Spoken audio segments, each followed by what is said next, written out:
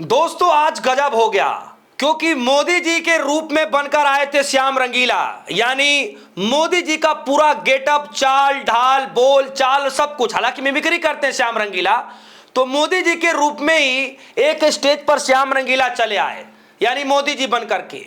और वहां पर स्टेज पर मौजूद थे मनीष कश्यप। मनीष कश्यप बड़े यूट्यूबर हैं।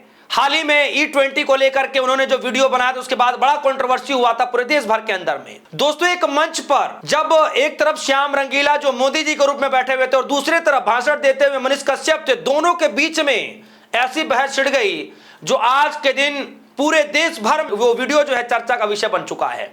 ऐसी जोरदार बहस हुई है जो आज तक आपने शायद ही कभी देखी होगी। जोरदार बहस। ज्यादा देरी नहीं करूंगा, सबसे पहले आप इस वीडियो को देख लीजिए। मैंने अपनी गाड़ी फरवरी महीना में लिया था।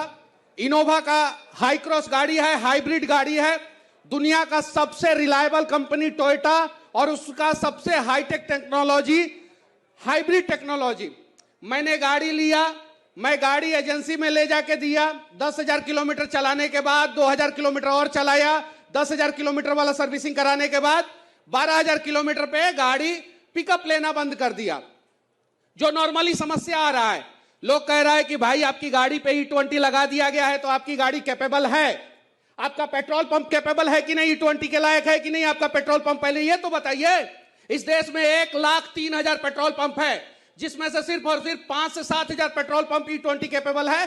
बाकी सब पेट्रोल पंप जो फ्यूल को स्टोरेज करता है उसका स्टोरेज कैपेसिटी E20 के लायक नहीं है।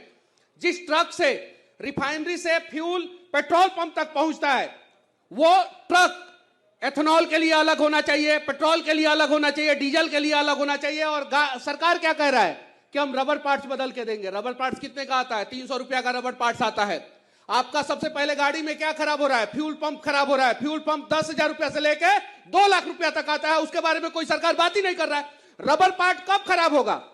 पहले तो फ्यूल पंप खराब होगा ना। फ्यूल कहां से जाता है? टंकी से जाता है। किसके थ्रू जाता है? फ्यूल पंप के थ्रू जाता है। डीजल का फ्यूल पंप अलग आता है, पेट्रोल का फ्यूल पंप अलग आता है, एथेनॉल का फ्यूल पंप अलग आता है, E20 का फ्यूल पंप अलग आता है। और जिसका E20 कैपेबल फ्यूल पंप नहीं है तो सबसे पहले फ्यूल पंप खराब होगा। कंपनियां कह रही है कि भाई हम वारंटी क्लेम करेंगे। भाई यहां तो गाड़ी आगे और पीछे से ठुक जाती है तो कंपनियां कहती है कि हम आगे का देंगे, पीछे का नहीं देंगे। कहती है कि नहीं कहती है? कहती है कि नहीं? ईमानदारी से बताइए लोग, आप लोग। जब गाड़ी 2 साइड से ठुक जाता है तो कहता है कि एक गेट देंगे, दूसरा गेट नहीं देंगे। और देखिए कमाल की बात यह है कि मेरी गाड़ी 12,000 किलोमीटर पे खराब हुई और सर्विस सेंटर ने 7,960 रुपया का बिल बनाया। कितना? 60,960 रुपया। देखिए कितना बड़ा स्कैम है। इस चीज को समझिए आप लोग। मतलब हम लोग कहां जाए? नितिन गडकरी जी, मेरा टोयोटा इनोवा हाई क्रॉस है। मेरे पास टोयोटा की 4 गाड़ी है, फॉर्च्यूनर है, इनोवा हाई क्रॉस है, हाई राइडर 2 है। और मैं जितना पेट्रोल गाड़ियां है मैं देने के लिए तैयार हूं। 6% एवरेज ARAI कह रहा है कि 6% एवरेज डाउन होता है। भाई रियल वर्ल्ड में कम से कम 10% एवरेज डाउन हो रहा है, मिनिमम 10% एवरेज डाउन हो रहा है। जब आप E10 से E20 पे स्विच हो रहे हैं, 10% इथेनॉल मिला रहे हैं, 10% एवरेज डाउन हो जा रहा है, तो पेट्रोल का इंपोर्ट ड्यूटी कहां से बचेगा? ये बताइए ना। आप लॉजिकली बातें नहीं कर रहे हैं। जब E10 से E20 पे स्विच कर रहे हैं, 10% यहां पे इथेनॉल मिला रहा है, 10% एवरेज डाउन हो गया, तो आपका इंपोर्ट ड्यूटी नहीं बचा।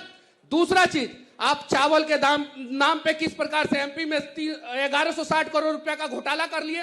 360 डिग्री घुमा के कुपोषण का चावल से इथेनॉल बनाना शुरू कर दिया लोग। ये लोग बताइए, इस प्रकार से स्कैम हो रहा है। आज मैं इस मंच से कहना चाहता हूं, मोदी जी भी बैठे हुए हैं, अपने आप को मोदी जी कह रहे हैं, ये हैं अरविंद केजरीवाल जी बैठे हैं। मेरे से स्टाम्प पेपर पे लिखवा के रख लीजिए लोग। 1 साल के बाद आपकी गाड़ियों का सर्विसिंग कॉस्ट 1.5 गुना नहीं हो गया ना तो मैं वीडियो बनाना छोड़ दूंगा।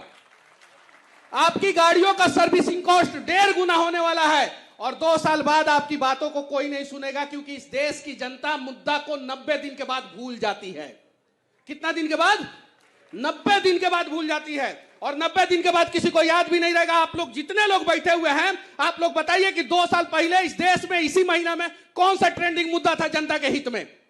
किसी को याद है? 1 साल पहले कौन सा मुद्दा था? 6 महीने पहले कौन सा मुद्दा था? और ये जो अभी जंतर मंतर पे प्रोटेस्ट हुआ है, एथेनॉल वाला मुद्दा यह है। इसके पहले कौन सा मुद्दा देश में ट्रेंड कर रहा था आप लोगों को पता है, याद भी है? 6 महीना बाद आप लोगों को यह भी नहीं याद रहेगा। 6 महीना बाद आप लोगों को यह भी नहीं याद रहेगा, यकीन मानिए। बस मैं आप लोगों से कहना चाहता हूं कि साथ दीजिए, जो भी आदमी सही काम करे उसका साथ दीजिए। और अभी सही चीज के लिए ये आवाज उठा रहे हैं आप लोग, कम से कम जो गाड़ियां आवाज नहीं बोल नहीं सकती है उसके साथ नहीं खड़े होंगे तो आपके बच्चों के भविष्य के साथ कोई नहीं खड़ा होगा। आप लोगों में से जितने लोग हैं माता पिता हैं, आप लोग कसम खा के बोलिए कि आपके बच्चे शुद्ध हवा ले रहे हैं क्या? शुद्ध पानी ले रहे हैं क्या?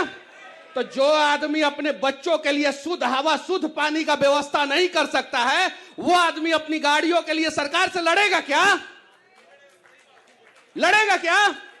और ये लड़ाई सिर्फ और सिर्फ आपकी गाड़ी के लिए नहीं है, ये लड़ाई आपके बच्चों के भविष्य के लिए है। शुरुआत आपकी गाड़ी से हो रही है, क्योंकि एक आम आदमी मिडिल क्लास फैमिली जो है वो सबसे ज्यादा परिवार में नई गाड़ी को प्यार देता है। तो जब आप अपनी गाड़ी के लिए लड़ लीजिएगा तो आप अपने बच्चों के भविष्य के लिए भी लड़ लीजिएगा। तो शुरुआत यहीं से किया जाए, तो साथ दीजिए लोग, आप लोग।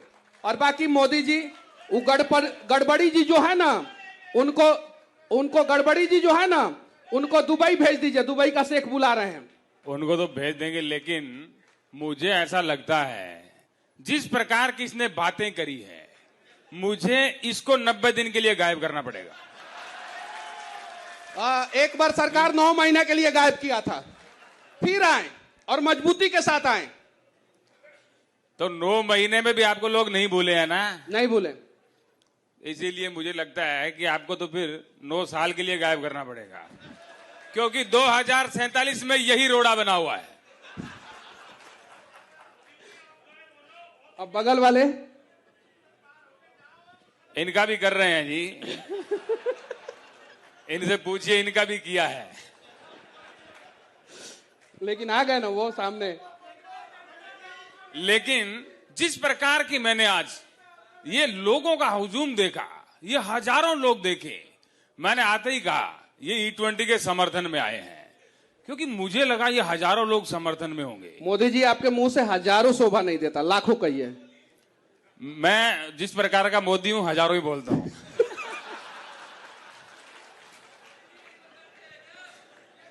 मैं 54 इंच वाली छाती का हूं। चलिए ठीक है, जय हिंद। तो दोस्तों सुना आपने, दरअसल ये प्रोग्राम E20 को लेकर के था कि जो पेट्रोल के अंदर E20 मिला करके बेचा जा रहा है, ब्लेंडिंग किया जा रहा है। तो मनीष कश्यप का ये मानना है कि उनकी गाड़ी पर दिक्कत हो रहा है और कई सारी गाड़ियां उनके साथ दिक्कत हो रहा है। ये एक तरीके का जो है आरोप लगाया जा रहा है।